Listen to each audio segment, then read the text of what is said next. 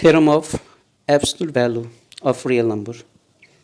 Theorem 1. If modulus of x is less than a, if the modulus of any real number is less than another real number a, then x we can write less than a. That means x we can write less than a and x we can write greater than minus a. If modulus of x is less than a, then x we can write less than a and x we can write greater than minus a, and vice versa. Solution. We know modulus of x is equal to x. So to get the proof of this theorem, we'll take the help of definition of modulus of real number.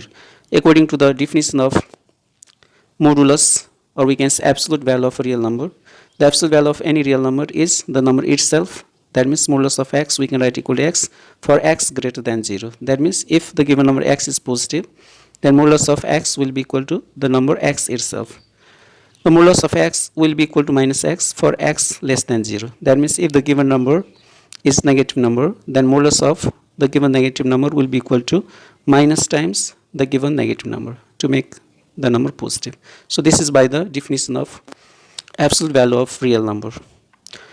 Now modulus of x less than a is given to us. So with the help of that means taking modulus of x less than a, we have to show that x is less than a and x is greater than minus a. So let's take modulus of x less than a, which is given to us. So modulus of x we can replace by x because we know modulus of x is x. So replacing modulus of x by x, we get x less than a. Let's suppose this as first relation. So replacing modulus of x by x, we get x less than a, and again replacing modulus of x by minus x, then we get minus x less than a, because modulus of x less than a is already given. So modulus of x once replacing by x, because modulus of any real number is the number itself, then we get x less than a. The next, replacing modulus of x by minus x. According to definition, the modulus of any real number, if it is negative, then we get its value equal to minus x. So modulus of x replacing by minus x, then we get minus x less than a. So this is the second equation. So by replacing x by modulus of x by plus x and replacing modulus of x by minus x, we have got two relations. Now taking the second relation, multiplying both sides with minus sign, then minus minus will be plus. So if we multiply with negative sign, then the sign of inequality will change into greater than. If it's smaller than, then it will change into greater than. So multiply minus sign, minus x will become plus x, plus a will become minus a. So then we get x greater than minus a. See if we transpose again right side to the left side, if right side and left side we transpose, then minus a will be less than equals to x. The sign of inequality greater than will change into less than if we transpose left to right and right to left. So this is the third relation. So by combining first and third relation, now we can easily combine first and third relation, because in first relation we have got x, in third relation also we have got x. So after combining the first and the third relation, we'll get x less than a, x less than a, x greater than minus a, x greater than minus a. So this is the proof of the first part of the theorem. Next, we are going to prove conversely, that means the second part of the theorem. So now conversely, that means if minus a is less than x, x is less than a, or we can see if x is less than a, x is greater than minus a, then we can write x, we can write modulus of x less than a. So we are given minus a less than x, x less than a.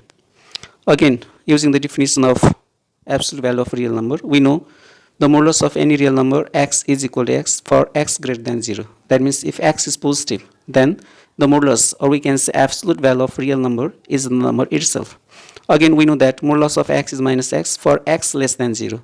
That means if the given number x is negative, then modulus of the negative number x will be minus times the given negative number x to make it positive. So this is by the definition of absolute value of a real number. So we are given that minus a is less than x, x is less than a. So there are two parts. So let's take the second part at first.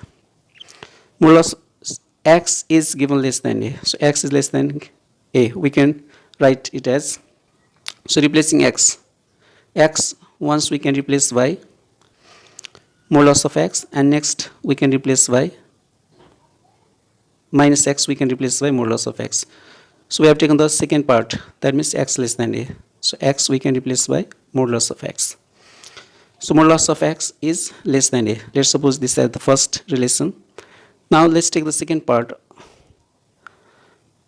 Minus s is given to us less than x. Minus a is given less than x. So if we multiply by minus sign on both sides, then minus a will become plus a and plus x will become minus x. That means we get a greater than minus x, multiplying both sides by minus sign. So a greater than, now minus x we can replace by modulus of x, because modulus of x is x for positive number and modulus of x is minus x for negative real number. This implies modulus of x is less than a. So transposing left sides and right sides. So sign of inequality will change. That means modulus of x greater than will change into less than a. So this is the proof of the theorem. That means if minus a is less than x less than a, then we get modulus of x less than a. And if modulus of x less than a is given, then we can write x as less than a and greater than minus a. So this is the proof of the theorem of absolute value of real number. Thank you.